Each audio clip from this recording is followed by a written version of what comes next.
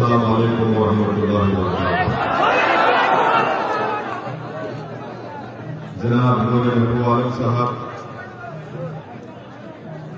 मोअज़्ज़िज़ हाज़रीन इकराम, मेरे तमाम मजलिसी रुफ़ा, हाज़रीन इकराम, बुज़ुर्गान मिल्लत, मेरी इज़्ज़तदार माँ और बहनों, मैं आप तमाम का शुक्रिया अदा करता हूँ कि आपने इतनी गर्मी में इस दोपहर के वक्त में आज के जलसे में शिरकत की। आपका बेहद शुक्रिया। और मैं आपको ये बात बताने के लिए भी आया हूँ कि इंशाअल्लाह ताला मजलिस इत्तेहादुल मुस्लिमीन बंगाल की सरजमीन से अपने सियासी सफर का आगाज कर रही है और हमको यकीन है कि इंशाअल्लाह ताला आप तमाम की दुआएं, आप तमाम का साथ रहेगा। और मैं आपको इस बात का वादा भी कर रहा हूं और तहसीन भी दे रहा हूं कि हम सिर्फ इस एक इलेक्शन के लिए बंगाल को नहीं आए हैं, बल्कि इंशाअल्लाह ताला मैं जब तक जिंदा रहूंगा बंगाल में हर इलेक्शन लड़ेंगे, चाहे असेंबली का हो। और मेरे दुनिया से चले जाने के बाद भी मुझसे ज्यादा काबिल और बेलोस लोग आकर भी बंगाल में मजलिस इत्तेहादुल मुस्लिमीन के काम को जारी और सारी रखेंगे। तीसरी अहम बात मैं आपको बताना चाहूंगा कि इस आने वाले असेंबली इलेक्शन में इंशाअल्लाह ताला जलंगी और सागरदेवी से मजलिस इत्तेहादुल मुस्लिमीन का उम्मीदवार इस इलेक्शन में लड़ेगा इंशाअल्लाह ताला। और दूसरे मुकामात, दूसरे असेंबली कॉन्स्टिट्यूंसीज के ताल्लुक से इंशाअल्लाह 1-2 दिन के अंदर हम लोग फैसला करके बताएंगे। मगर आप मुतमईन रहिए कि बंगाल की सरजमीन पर जो कोई भी इलेक्शन होगा, MIM पार्टी अपना हरा झंडा लेकर इलेक्शन में जरूर लड़ेगी इंशाअल्लाह। मैं हमारे तमाम बंगाल के मेरे मजलिस इत्तेहादुल मुस्लिमीन के तमाम साथियों को, मेंबर्स को उनका शुक्रिया अदा करता हूं कि बड़ी मुसीबत और मुश्किलात का उनको सामना करना पड़ा। कई मरतबा उनको झूठे मुकदमों में जेल में डाल दिया गया, 2-2 महीने, 3-3 महीने उनको जेल में रहना पड़ा। मगर मैं उनको सलाम करता हूं कि हुकूमत के जुल्म के बावजूद भी वो आज भी मजलिस इत्तेहादुल मुस्लिमीन का परचम उठाकर फख्र से मजलिस का काम कर रहे हैं। मैं साथ ही साथ बंगाल की इस TMC हुकूमत को बताना चाहूंगा कि आपने मजलिस के मेंबर्स के ऊपर जुल्म किया, झूठे केसेस डाले, उनको 2-2 महीने, 3-3 महीने जेल में रखा। मगर TMC को ये बात महसूस कर लेना चाहिए कि अब तो ये तो हमारी शुरुआत है, अभी तो हमारा स्टार्ट हुआ है और स्टार्ट में ही TMC की नींद हराम हो चुकी है। इंशाअल्लाह ताला यकीनन हमको और आपको मिलकर मेहनत करना है, जस्तजू करना है और हमको हालात से नाउम्मीद नहीं होना है। मैं साथ ही साथ आपको ये भी बताना चाहूंगा कि मैं जब यहां पर आ रहा था तो मुझे कई लोग फोन के जरिए, ईमेल के जरिए ये बोले कि असदुद्दीन ओवैसी आप मत जाइए, आपके जाने से हालात खराब हो जाएंगे, आप क्यों जाना चाहती हैं, आप मत जाइए। एक बहुत बड़े बिजनेसमैन हैं, उनका कारोबार ऑस्ट्रेलिया में भी है, वो दिल्ली में मेरे से मुलाकात करके बोले कि आप क्या चाहते हैं। मैंने कहा क्या मतलब है आपका, आप क्या चाहते हैं? बोले नहीं, आप इलेक्शन मत लड़िए और बात कर लीजिए। मैंने कहा कि देखिए भाई, अल्लाह का दिया मेरे पास बहुत है, मुझे किसी चीज की जरूरत नहीं है, मगर आप जो नीयत लेकर यहां पर आए हैं, आप वो अल्फाज अपनी जबान से अदा मत करिए। बहुत से लोगों ने बहुत कुछ बातें कही और मेरे आने से पहले ही मुख्यमंत्री ममता बनर्जी ने कह दिया कि ओवैसी एक्सट्रीमिस्ट है। कल मुझे हमारे महबूब आलम वीडियो दिखा रहे थे कि मुख्यमंत्री ममता बनर्जी ने कहा कि असदुद्दीन ओवैसी गद्दार है, गद्दार का साथ मत दो,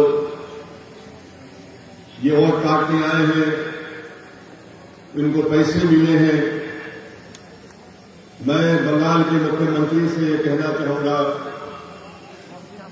कि आप जो कुछ कहना चाहते कह लो, मुझे इसका कोई फर्क पड़ने वाला नहीं। हम मुख्यमंत्री साहिबा को बताना चाहेंगे कि ममता बनर्जी मेरी इज्जत और जिल्लत का देने वाला अल्लाह है, आप नहीं दे सकते हो। आप जो कुछ बोलना चाहते बोलो, आप, मैं सुनने तैयार हूं। मगर एक बात आपको याद रखना पड़ेगा कि शायद आपको अपनी जिंदगी में असदुद्दीन ओवैसी जैसे अपोजिशन लीडर का मुकाबला नहीं हुआ होगा। हम लड़ेंगे, ये हमारा जमहूरी हक है, डेमोक्रेटिक राइट है, और हम आगे बढ़ेंगे इंशाअल्लाह ताला। दूसरी बात यह है कि कोई यहां पर कहते हैं कि लेफ्ट और कांग्रेस वाले बोलते हैं क्यों असदुद्दीन ओवैसी आ गए। टीएमसी, कांग्रेस, वाम और बीजेपी, ये चारों मेरे बारे में एक बात जरूर कहते हैं, ये चारों एक बात पे मुत्तफिक है। कांग्रेस भी वही बात, लेफ्ट भी वही बात कि आप यहां पर क्यों आकर वोट को काटते हैं। मैं पूछना चाहता हूं टीएमसी के लोगों से, कांग्रेस और वाम के लेफ्ट के लोगों से, क्या बंगाल का वोटर आपका गुलाम है?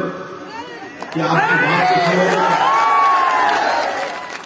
बंगाल का वोटर जिसको चाहे वोट देगा, मुझे देगा या नहीं देगा, मगर आप कब से बोलना शुरू कर दिए कि नहीं आओ। मेरे अजीज दोस्तों, मेरी इज्जतदार मां और बहनों, 70 साल से आप लोगों ने कांग्रेस को वोट दिया, लेफ्ट फ्रंट को वोट दिया, 10 साल आपने टीएमसी को वोट दिया, और इन तीनों पार्टीज ने आपसे वोट लेकर ये कहा कि हम हिंदुत्व को रोकेंगे, हम आपका डेवलपमेंट करेंगे, हम आपसे इंसाफ करेंगे। मगर मैं आपको बता रहा हूं कि बंगाल के दलितों को और खास तौर से मुस्लिम अक़लियत को ना इंसाफ मिला, ना उनका डेवलपमेंट हुआ, ना ये लोग बंगाल में हिंदुत्व की तहजीब को या उसके पॉलिटिकल गलबे को रोक सके। ये इनकी नाकामी की वजह से हिंदुत्व आज बंगाल में आगे बढ़ रहा है। 70 साल से धोखा दिया और आपका वोट हासिल किया। मेरे अजीज दोस्तों और बुजुर्गों, ममता बनर्जी क्या कहती है कि मैं मुसलमानों की प्रोटेक्टर हूं। ममता बनर्जी हर जगह कहती है, अभी इस इलेक्शन में नहीं बोल रही है, मगर हम ममता बनर्जी को बताना चाह रहे हैं, आप जरूर बंगाल के मुख्यमंत्री हैं, मगर हमारा प्रोटेक्टर तो सिर्फ अल्लाह ही रहेगा, आपके प्रोटेक्शन की जरूरत नहीं है। आपका काम यह है कि बहैसियत के मुख्यमंत्री आपने भारत के संविधान के ऊपर ओथ लिया है, और ओथ जब आप लेती है, चाहे आप हो या नरेंद्र मोदी हो, इनका काम यह है कि भारत की और बंगाल की जनता से इंसाफ करें, जो ना आप किया है और ना मोदी ने किया है। दोनों ने इंसाफ नहीं किया है, दोनों ने इंसाफ नहीं किया है। और चौथी बात यह कि ममता बनर्जी ने मेरे आने से पहले माशाअल्लाह मैं शुक्रिया अदा करता हूं मैडम चीफ मिनिस्टर का कि दूल्हे के आने से पहले उन्होंने दूल्हे के बारे में बात करना शुरू किया। हर जगह टीवी चैनल पर जलसे में बहुत अच्छा है, आप बोलिए जरूर, क्योंकि मुझे मालूम है कि आपके दिमाग में असदुद्दीन ओवैसी आपको दर्द पहुंचा रहा है, इसलिए ममता बनर्जी बोल रही है। हम ममता बनर्जी से टीएमसी से पूछना चाहते हैं, 10 साल से आपको सत्ता मिली बंगाल में, आपने अभी अपने पार्टी का इलेक्शन मैनिफेस्टो रिलीज किया। इलेक्शन मैनिफेस्टो में एक वर्ड नहीं है मुस्लिम, एक वर्ड नहीं है, और आप उसमें लिखते भी नहीं है कि आपने 10 साल में मुस्लिम माइनॉरिटीज के लिए क्या किया। आपने मुस्लिम माइनॉरिटीज के लिए कौन सा काम किया बताइए ना,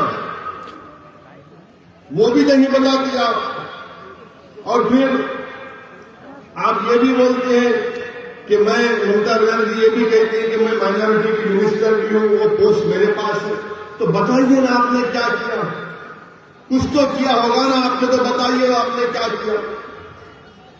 मेरे अजीज दोस्तों और बुजुर्गों, मेरी इज्जतदार मां और बहनों, 10 साल आपने टीएमसी को वोट दिया, उससे पहले 30-31 साल लेफ्ट को, उससे पहले कांग्रेस को आपने वोट दिया।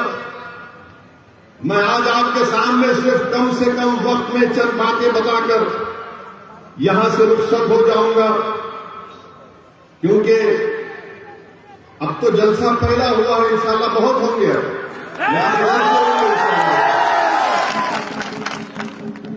मैडम चीफ मिनिस्टर कुछ नहीं बता सकती है। मैडम चीफ मिनिस्टर क्या दिखाती है, मुसलमानों के ईद के दिन आकर सर पे अपने पल्ले सर पे ओढ़ के ऐसा क्या करते,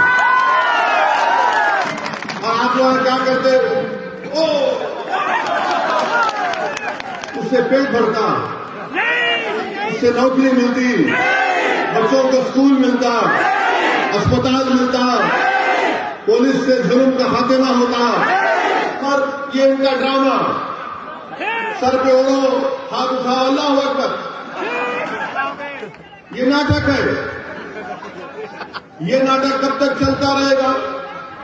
अच्छा, अब आप खुद, मैं आपको बता रहा हूं, मैं ममता बनर्जी से, चीफ मिनिस्टर बंगाल से, ये लेफ्ट फ्रंट के लोगों से, और कांग्रेस, ये लेफ्ट फ्रंट कांग्रेस तो आखिरी इलेक्शन में इसके बाद खत्म ही हो जाने वाले हैं, नहीं रहने वाले हैं। इनसे मैं पूछना चाह रहा हूं,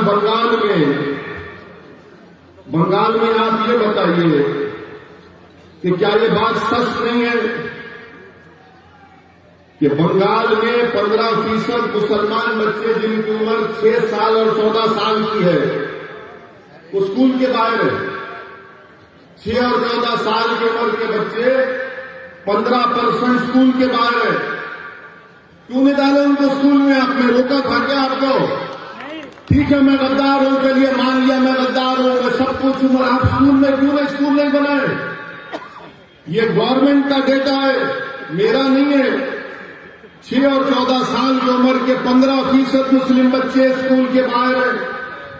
आपको मालूम, यूपी और बिहार के बाद सबसे ज्यादा मुसलमान बच्चे आउट ऑफ स्कूल कहां पर है? बंगाल में। बंगाल में ये क्यों नहीं किया आपने? मैं रोका क्या आपको? आप स्कूल खोल देते। 30 साल लेफ्ट की हुकूमत, उससे पहले कांग्रेस की हुकूमत, 10 साल से टीएमसी की सरकार, किसने रोका था आपको स्कूल खोलने से? क्या ये बात सच नहीं है कि जितने सेकेंडरी और हायर स्कूल हैं वो मुर्शिदाबाद में, मालदा में, दिनाजपुर में नहीं है? क्यों नहीं है? क्योंकि यहां पर बड़ी तादाद में मुस्लिम माइनॉरिटी रहती है। कहां पर ये स्कूल ज्यादा है? दार्जिलिंग में है, बंकुरा में है। आप बताइए फिर ये क्यों, आप यहां क्यों नहीं खोलते? आप यहां पर खोलना चाहिए ना जहां पर जरूरत है, मगर नहीं। ममता बनर्जी बोलेंगे वैसी गद्दार है, लेफ्ट कांग्रेस बोलेंगे बी टीम है। अरे मैं सब कुछ हूं बाबा, तुमने स्कूल क्यों नहीं खोला? इनके पास इसका कोई जवाब नहीं है। अच्छा, आपको मालूम कि मुर्शिदाबाद जिले में 50% स्कूल के बच्चों को मिड डे मील स्कीम नहीं मिलता। अब तो खैर कोविड से स्कूल बंद है, मगर 2019 से क्यों नहीं देते आप मिड डे मील स्कीम? बच्चों को स्कूल में खाना दिया जाता है पूरे भारत में। 50% स्कूल्स में मुर्शिदाबाद में मिड डे मील स्कीम नहीं दिया जाता। क्यों नहीं दिया जाता? ठीक है ममता दीदी, मैं गद्दार हूं, मानता हूं कांग्रेस ने फॉलो में भी टीम हूं, बताओ फिर तुम स्कूल में खाना क्यों नहीं देते? ये तुम्हारा डेटा है, मेरा नहीं है। और फिर लेफ्ट के लोग बोलते हैं मुसलमान को जमीन दिए। 3/4 Muslims of Bengal have no land, जमीन नहीं दिए और झूठ बोलते हैं मेरे अजीज दोस्तों और बुजुर्गों। फिर उसके बाद आप देख लीजिए कि 6 सबसे बदतरीन डिस्ट्रिक्ट जो है हेल्थ के एतबार से, 3 के 3 तो 50% मुस्लिम माइनॉरिटी के डिस्ट्रिक्ट है। आप क्यों नहीं खोले अस्पताल वहां पर? खोलना था ना, मैं होता आपको। ठीक है, मैं गद्दार हूं, बी टीम हूं, मैं उनसे पैसे लिया, जो भी होगा अलग बात है, ये काम आप क्यों नहीं करें? इनको इसी बात का हम सब सवाल करते हैं तो इनको तकलीफ हो जाती है।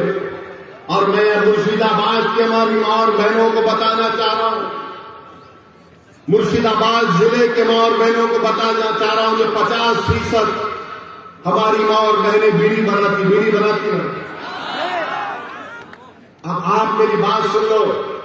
क्या आपने टीएमसी और कांग्रेस लेफ्ट के किसी एक लीडर से सुना कि नरेंद्र मोदी की सरकार एक नया रूल बना रही टोबैको के ऊपर, तंबाकू के ऊपर, उससे लाखों बीड़ी बनाने वालों की नौकरियां चले जाएंगी? मैं 1 महीना पहले नरेंद्र मोदी की हुकूमत को गवर्नमेंट को लेकर लिखा कि क्वार्टा में अमेंडमेंट्स मत लाइए। भारत में 85 लाख बीड़ी बनाने वाली, और उसमें 70% महिलाएं। अगर वो क्वार्टा का अमेंडमेंट आएगा तो लाखों नौकरियां चले जाएंगी बीड़ियों की। इस पर कोई टीएमसी क्यों नहीं बोलती? क्यों नहीं बोलती ममता बनर्जी मोदी को? न कांग्रेस बोलती है, न लेफ्ट बोलती है। बीड़ी का क्या बनाती है हमारी मां और बहनें यहां पर? फिर आप वो भी देख लीजिए। अच्छा, मैं गद्दार हूं, ममता बनर्जी बोलती मैं गद्दार हूं, कांग्रेस बोलती कि मैं बी टीम हूं। अच्छा, ये बताओ, पूरे बंगाल में 25.4% घर में टैप वाटर है, पानी का टैप वाटर है। मुसलमान को खाली 15% क्यों है? गद्दारों को पानी नहीं पिलाते ममता बनर्जी? आप बी टीम को पानी नहीं पिलाते क्या? 15% मुस्लिम के पास। अच्छा, ड्रेनेज लाइन पूरे बंगाल में 31.6% घर में ड्रेनेज लाइन है। कितने मुस्लिम माइनॉरिटी के पास है? 15.2%। क्या हम ठीक है, मुझे गाली दो, आप दिन भर के गाली दो, चाहे आपका दिल मुतमईन होता होगा, रात में अच्छी नींद आती है, मगर ये सवाल का जवाब दो। इस सवाल का जवाब कौन देगा? मुर्शिदाबाद में आपको मालूम कि सबसे जहरीला पानी यहां पर मिलता है। मुर्शिदाबाद में आर्सेनिक पानी मिलता है, आर्सेनिक पानी, लाल रंग का पानी मिलता है। और उसमें पानी का क्या है? 3000 पार्ट्स पर बिलियन है। WHO बोलता है कि 300 लिमिट होना चाहिए। मुर्शिदाबाद में 3000 पार्ट्स पर बिलियन आर्सेनिक पानी मिलता है। क्या कर रही टीएमसी? क्या किया लेफ्ट ने? क्या किया कांग्रेस ने? जो मुर्शिदाबाद मालदा में बरसों से तुम्हारा एमपी, तुम्हारा एमएलए जीत के आ रहा, तुम तो साफ पानी नहीं पिला सकते, आर्सेनिक पानी आप देते हैं मेरे अजीज दोस्तों और बुजुर्गों। फिर वहीं पर आप देखिए मगरबी बंगाल में हायर एजुकेशन का सर्वे हुआ गवर्नमेंट ऑफ इंडिया का। कितने मुस्लिम माइनॉरिटी के बच्चे हायर एजुकेशन में पढ़ रहे मालूम आपको? बंगाल में मुसलमानों का पॉपुलेशन क्या है? 2011 का सेंसस कहता है 27-28%। हायर एजुकेशन में बंगाल के कॉलेजों में खाली 7.8 बच्चे पढ़ रहे हैं। 7.8। कितने टीचर है कलकत्ता यूनिवर्सिटी में, जादवपुर प्रेसिडेंसी में मुस्लिम टीचर 3.6 है। ममता दीदी मैं गद्दार हूं, आप मुझे सलाह देना था ये बच्चों को नौकरी क्यों नहीं देते आप। और फिर आपको जानकर हैरत होगी 11% हायर एजुकेशन में मुस्लिम्स है और 7.8% टीचर्स हैं।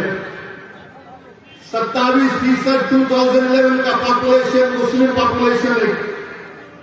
आपको मालूम बंगाल में मुस्लिम एम्प्लॉयमेंट कितना है, कितनी नौकरियां गवर्नमेंट में आपको मालूम? 27% पॉपुलेशन है मुस्लिम माइनॉरिटी का। और गवर्नमेंट में ममता बनर्जी हो या कांग्रेस हो लेफ्ट हो, ओनली 6% मुस्लिम एम्प्लॉयमेंट में गवर्नमेंट में। 27% पॉपुलेशन, 6% नौकरी। और तीसरा आ जाइए आप, कितने जेल में है मुसलमान मालूम आपको? कितने जेल में है मुसलमान आपको मालूम? अभी बंगाल के कितने जेल में मालूम तुमको? तुम्हारी आबादी मुस्लिम अकलियत की आबादी 27%, गवर्नमेंट में नौकरी 6%, जेल में कितने मालूम? 38%। ताली मारने का नहीं है, सोचने का है। ताली मत मारो, सोचो मेरी बात को। ममता बनर्जी बोलती मैं गद्दार हूं, कांग्रेस लेफ्ट बोलती मैं डी टीम हूं। ठीक है, मैं मान लेता हूं तुम सच हो, मगर ये क्या है फिर? ये बर्बादी की दास्तान किसने की? ये बर्बाद किसने किया मुझे? तुम तो मेरा वोट लेकर चले गए, तुम तो मेरा वोट ले लिए ना, मगर तुमने क्या किया? मेरे बच्चों को स्कूल किया नहीं किया, कॉलेज में एडमिशन दिया नहीं किया, तुमने गवर्नमेंट में नौकरी दी नहीं दी, तुमने मेरे घर में पानी की लाइन दी नहीं दी, तुमने मुझे पीने का साफ पानी दिया नहीं दिया, तुमने मुझे क्या दिया, तुमने मुझे जेल में डालकर मेरे नौजवानों की जिंदगी को बर्बाद कर। ये पॉइंट है मेरे भाई।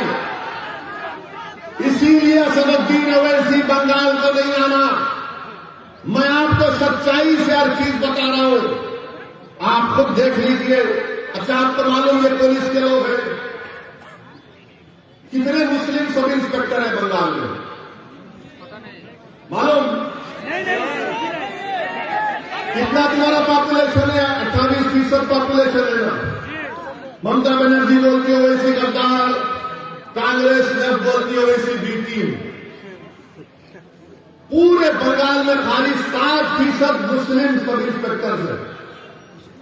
7%, 7%, जिसको सार्जेंट बोलते हैं, इंस्पेक्टर बोलते हैं। कितने मालूम आपको? 2%। 2% है खाली। मेरे भाई ये क्या हो रहा है? अच्छा, सोने पे सुहागा ये कि बंगाल के असेंबली में 294 असेंबली सीट्स में 59 कितने सागर 59 है मुस्लिम एमएलए, 59 मुस्लिम है, जिसमें से ममता बनर्जी के 32 है।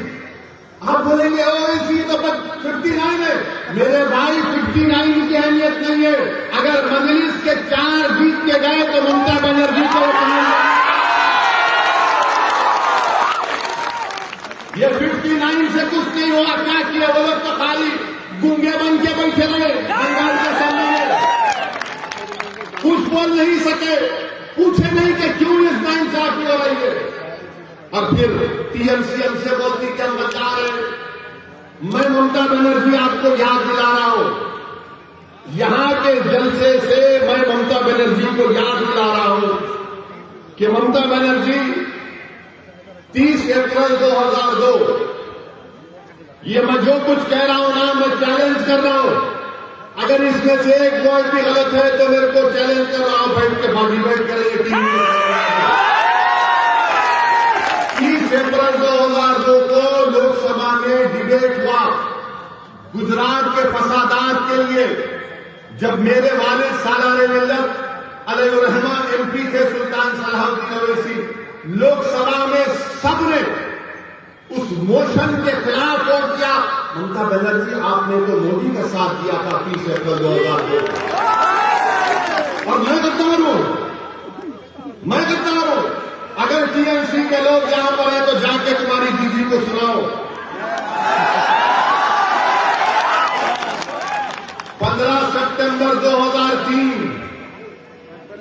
सितंबर 2003 टाइम्स ऑफ इंडिया अखबार की रिपोर्ट है। क्या तारीख? 15 सितंबर 2003। ममता बनर्जी क्या कहती है उसमें? ममता बनर्जी आरएसएस के लोगों से मिलती है और मिलकर बोलती है कि आरएसएस के लोग देश प्रेमी है। और ममता बनर्जी बोलती है उनको कि अगर तुम 1% मेरा साथ दिए तो मैं बंगाल की पूरे मुकद्दर को चेंज कर दूंगी। ममता बनर्जी, तुमने तो 2003 में आरएसएस से हाथ मिला लिया था और आज तुम असदुद्दीन ओवैसी को गद्दार कहती हो। 2003 का 15 सितंबर 2003 का। अच्छा, फिर ममता बनर्जी 2019 का पार्लियामेंट इलेक्शन हुआ। पार्लियामेंट के चुनाव में आप बताइए कि आपने बीजेपी को वोट दिया? कितनों ने बीजेपी को वोट दे दिया? आप बताओ। शर्मा ने, धरना ने। कितने टीएमसी को वोट दिया? दोनों भाई तो बात है। अच्छा, 18 बीजेपी कैसा जीत गई? 18 बीजेपी कैसा जीत गई बंगाल से? मैं तो नहीं था ना, हजार तो नहीं था, बीजेपी नहीं थी, तो बीजेपी मोदी 18 कैसे जीत गया? टीएमसी का ममता का वोटर मोदी के गोद में बैठ के चाय पी रहा और ममता बनर्जी टीएमसी, लेफ्ट, कांग्रेस हमको गद्दार, बीटी क्या क्या गाली देते। अच्छा, फिर रिजल्ट आया तो ममता बनर्जी ने क्या कहा था? मीडिया ने जाकर ममता बनर्जी से क्या पूछा? ए दीदी, बीजेपी इतना जीत गई, क्या मुस्लिम की वजह से हुआ? मीडिया को भी शौक खाली मुसलमान से है। तो ममता बनर्जी ने क्या कहा कि हाँ, गाय दूध देती है तो कभी गाय लात भी मारती है। कहा था, मेरे को जवाब दो, तुम इंसान हो तुम गाय हो? अगर कोई बंगाल का मुसलमान है वो इंसान है या गाय है? तुम इंसान हो या गाय हो?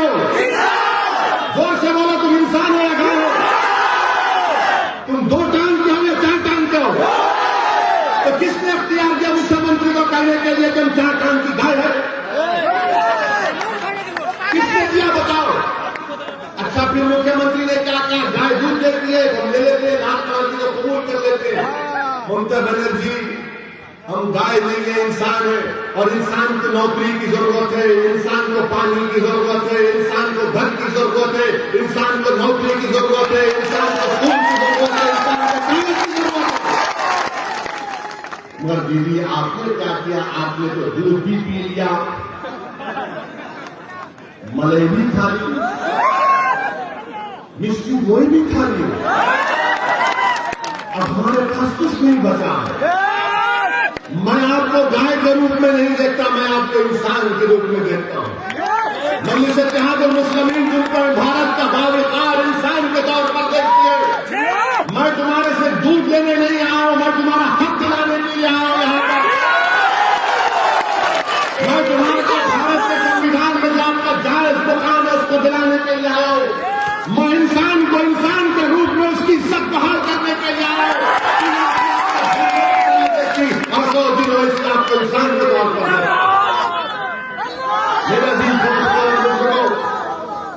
मेरे अजीज दोस्तों और बुजुर्गों, मैं आपको याद दिलाना चाहता हूं एक तारीखी शख्सियत को। कितने लोग टीटू मार को जानते हैं? टीटू मीर को, टीटू मीर को जानते हैं? कौन सा टीटू मीर? कौन सा टीटू मीर? टीटू मीर हाफिज कुरान थे। टीटू मीर हाफिज कुरान के हज करने गए, जब वापिस आए टीटू मीर तो जमींदारों ने मुसलमानों पर टैक्स लगा दिया कि जो दाढ़ी छोड़ेगा उस पर टैक्स। तो एक इलाका है नरकल बिराई बोलते हैं, नारकल बिराई में टीटू मीर थे। तो टीटू मीर ने कहा कि हम जमींदारों को दाढ़ी छोड़ने पर टैक्स नहीं देंगे।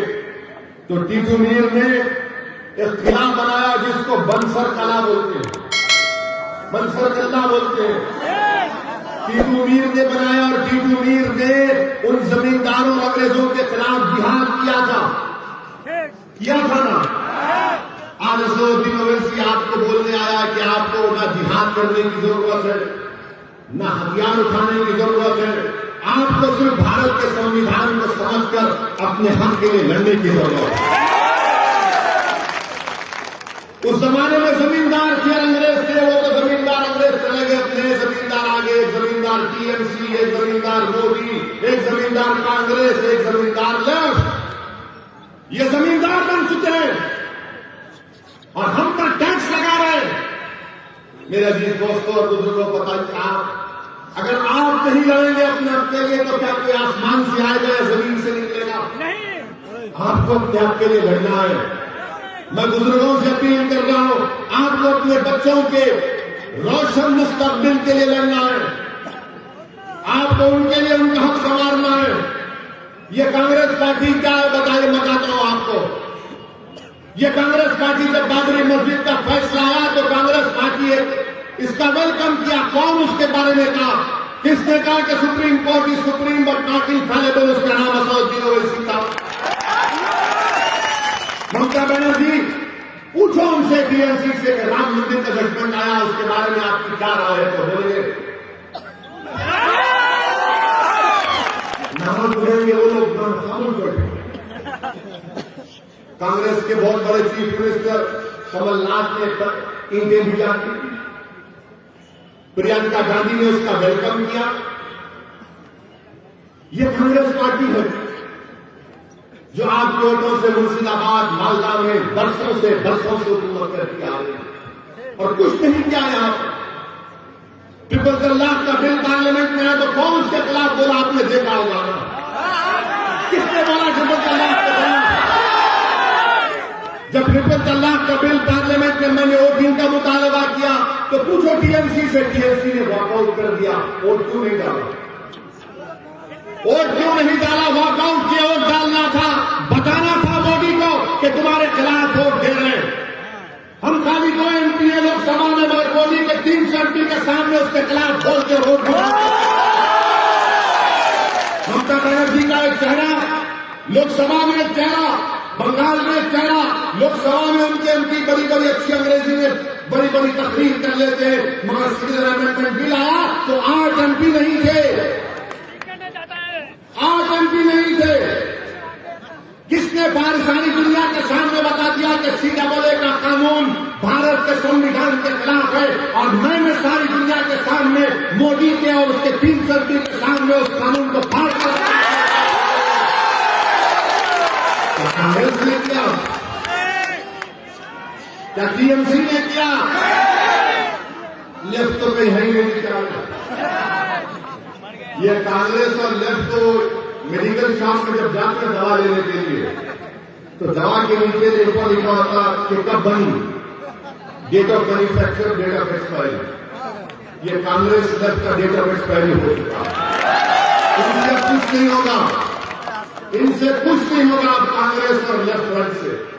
ये लेफ्ट के लोग बर्बाद कर दिए पूरे बंगाल के मुस्लिम अक़लियतों को। अगर आज बंगाल में मुसलमान परेशान हैं तो लेफ्ट की वजह से इन्होंने बर्बाद कर दिया। कुछ नहीं किया, कुछ नहीं किया। जो कार्ल मार्क्स, लेनिन क्या क्या बातें की, इनकलाब आएगा, इनकलाब, अरे कहे का इनकलाब? मेरा घर बर्बाद हो गया, मेरे बच्चे को नौकरी नहीं मिली, मेरे घर में चराग नहीं है और तुम इनकलाब की बातें करते हो। कितना धोखा दिया तुमने 30 साल में। मेरे भाई याद रखो, मेरी जिंदगी कब तक है अल्लाह जानता है, मगर मैं आपसे कह रहा हूं, जब तक आप सियासी तौर पर मुत्तहिद नहीं होंगे, जब तक आप सिर्फ वोट डालने वाले के साथ साथ वोट लेने वाले नहीं बनेंगे, आपके मसाइल नहीं हल होंगे, आपके प्रॉब्लम्स नहीं सॉल्व होंगे, आपके प्रॉब्लम्स नहीं सॉल्व होने वाले। मेरी बात को याद रखो। आप हो सकता है कि किसी को मेरी बात गलत दिख रही होगी, मगर आपके प्रॉब्लम नहीं सॉल्व होंगे, आपके मुश्किलात का खात्मा नहीं होगा, आपके बच्चे जेलों में सड़ते रहेंगे, उनकी जवानी बर्बाद हो जाएगी, हमको गवर्नमेंट में नौकरियां नहीं मिलेंगी। ये तो कॉन्स्टिट्यूशनल राइट है ना, हमारे संविधान में right to equality fundamental right है। हमारे कॉन्स्टिट्यूशन में liberty, equality, fraternity, justice Baba Saheb Ambedkar ने प्रियम्बल में रखी। तो बताओ क्या कांग्रेस ने किया, क्या लेफ्ट ने किया, क्या ममता ने किया, क्या मोदी कर रहे? कोई नहीं कर रहा है। मेरे अजीज दोस्तों और बुजुर्गों, इसीलिए मैं आपसे अपील कर रहा हूं कि आपने सबको वोट दिया है, एक मरतबा मजलिस इत्तेहादुल मुस्लिमीन का साथ देकर देखो, एक मरतबा साथ देकर देखो। मैं आपसे वादा कर रहा हूं कि इंशाअल्लाह ताला जो काम 70 साल में नहीं हुए, वो काम हम इंशाअल्लाह ताला 5 साल में करवा के आपको दिखाएंगे। मेरी ये कोशिश है, मेरे मजलिस के साथियों की कोशिश है, आपकी दुआओं का मैं मोहताज हूं, आपके दुआओं का मोहताज हूं। सिर्फ मैं, आप सिर्फ दुआ करो हमारे लिए। हम अपनी कोशिश और जस्तजू और कुर्बानियों को जारी रखेंगे। और जहां तक सवाल है नरेंद्र मोदी का, माशाअल्लाह क्या हो सकता है। बांग्लादेश नरेंद्र मोदी गए, कल जाकर बोल दिया, कल जाकर नरेंद्र हमारे प्रधानमंत्री ने कहा कि मैंने भी सत्याग्रह किया था बांग्लादेश। हमको नहीं मालूम था प्राइम मिनिस्टर के आपने सत्याग्रह किया। जो आपके बारे में किताब लिखी है उसमें तो कहीं नहीं मिला कि आपने बांग्लादेश के लिए सत्याग्रह किया था। मगर मोदी जी बोलिए, मगर मोदी जी, अगर आपने बांग्लादेश के लिए सत्याग्रह किया तो मुर्शिदाबाद के बसने वाले मुस्लिम अकलियत तो आप बांग्लादेशी क्यों बोलते हैं ना, दीमक भी बोलते हैं। मगर बांग्लादेश को बनाने के लिए आपने सत्याग्रह किया तो हमको क्यों गाली दे रहे हैं आप? हैदराबाद में बल्दिया का इलेक्शन हुआ तो बीजेपी बोली हैदराबाद में ओवैसी के कॉन्स्टिट्यूंसी में बांग्लादेशी थे। वो बांग्लादेशी नहीं थे, वो बंगाल के सोने का काम करने वाले काबिल लोग बसते मेरे पास, उनको बांग्लादेशी। CAA का कानून नरेंद्र मोदी लाए, CAA का कानून आसाम में मोदी CAA की बात नहीं कर रहे, मोदी और अमित शाह बंगाल में यहां पर असेंबली इलेक्शन में CAA की बात कर रहे। आसाम में नहीं कर रहे, हम यहां कर रहे। मैं आपको बता रहा हूं, ममता बनर्जी की TMC पार्टी, चीफ मिनिस्टर की पार्टी बीजेपी को नहीं रोक पाई, तो कैसे CAA को रोक पाएगी? कैसे रोक पाएगी CAA को? यह आपको सोचना है मेरे अजीज दोस्तों और बुजुर्गों। नरेंद्र मोदी जब से भारत के वजीर आजम बने उस वक्त से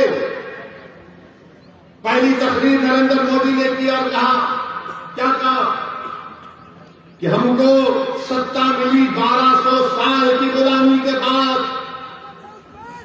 नरेंद्र मोदी जी, इस मुल्क में गुलामी तो अंग्रेजों ने की 200-250 साल की, मगर 1200 साल की गुलामी क्या है? क्या सिराजुद्दौला भी गद्दार थे? मोदी जी बताओ आप,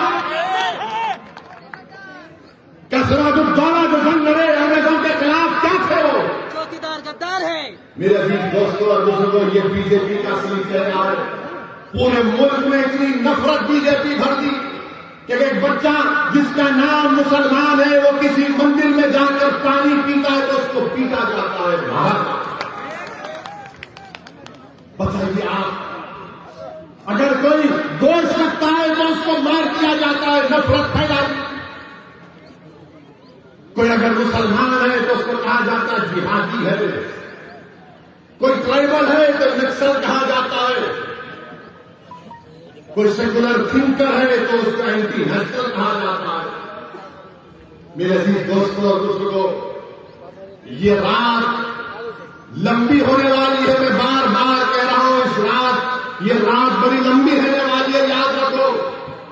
अगर तुम इन तमाम सियासी पार्टियों पर भरोसा करोगे तो याद रखो नुकसान उठाओगे, नुकसान उठाओगे। मैं डराने के लिए नहीं कह रहा हूं, फिरका परस्ती इतनी बढ़ चुकी है, कितनी फिरका परस्ती बढ़ गई कि ममता बनर्जी इस इलेक्शन में आकर कहती है कि मैं हिंदू ब्राह्मण हूं।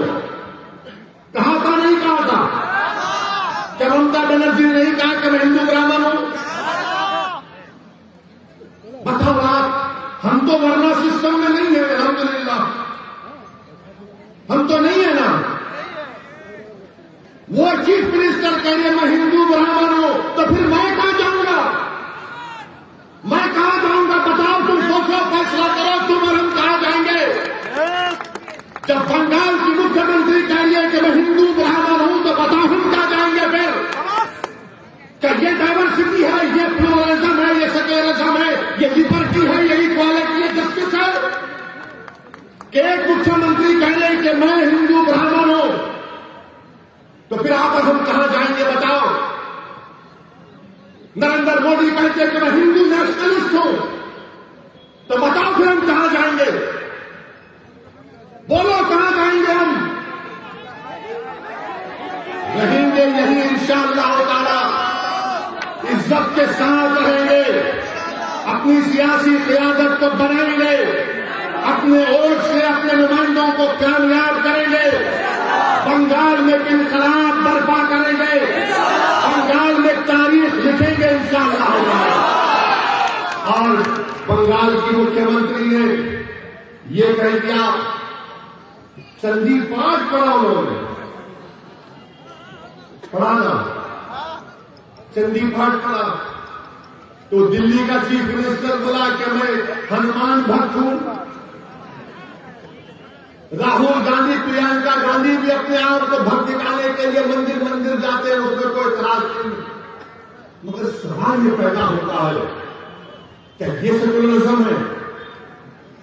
हर कोई अपने आप को सबसे बड़ा हिंदू कौन है दिखा रहा है, क्योंकि मोदी से मुकाबला करना है ना। अरे मोदी से मुकाबला करना है तो अंबेडकर के संविधान से करो, मोदी हार जाएगा। मोदी से मुकाबला करना है तो आइडियोलॉजी पर करो, वो आइडियोलॉजी जो हमारे मुजाहिदीन आजादी ने इस्तेमाल किया था। मेरे अजीज दोस्तों और बुजुर्गों, मैं चंदी पाठ पढ़ने के हरगिज़ खिलाफ था, ना हूं, ना कभी रहूंगा।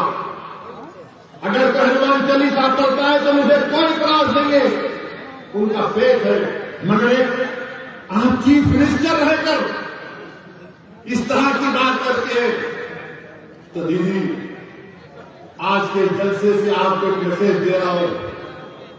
मैं इन तमाम लोगों से आपसे अपील कर रहा हूं कि जब ममता बनर्जी चंदी पाठ कर सकती है, तो हम इंशाअल्लाह ताला इस जलसे को खत्म करेंगे, सूरह फातिहा पढ़ेंगे। पूरे पढ़ेंगे, पूरे पढ़ेंगे, पढ़ेंगे ना? चलिए, बिस्मिल्लाहिर्रहमानिर्रहीम, अल्हम्दुलिल्लाहि रब्बिल आलमीन, अर्रहमानिर्रहीम, मालिकी यौमिद्दीन, इय्याका नअबुदु व इय्याका नस्तईन, इहदिनस सिरातल मुस्तकीम, सिरातल लज़ीना अनअमता अलैहिम गैरिल मग़दूबि अलैहिम वलद्दाल्लीन। आप चंडी पाठ पढ़ो, मैं सूरह फातिहा पढ़ता हूं। ये भारत का सेक्युलरिज्म है, ये भारत का सेक्युलरिज्म है। ये नहीं हो सकता कि मैं हिंदू ब्राह्मण हूं और मैं बोलते जाऊंगी। नहीं दीजिए, मोदी और आप दोनों सगे भाई भाई। ये ममता बनर्जी को दीदी बोलते हैं, उनको दादा बोलते हैं। मेरे भाई, आप एमआईएम पार्टी का साथ दीजिए। हम अपनी शुरुआत कर रहे हैं, आपकी दुआओं की जरूरत है, आपका साथ की जरूरत है, और इंशाअल्लाह ताला मजलिस इत्तेहाद मुस्लिमीन यहां पर हर इलेक्शन में बंगाल का मुकाबला करेगी। अस्सलाम वालेकुम व रहमतुल्लाहि व बरकातहू।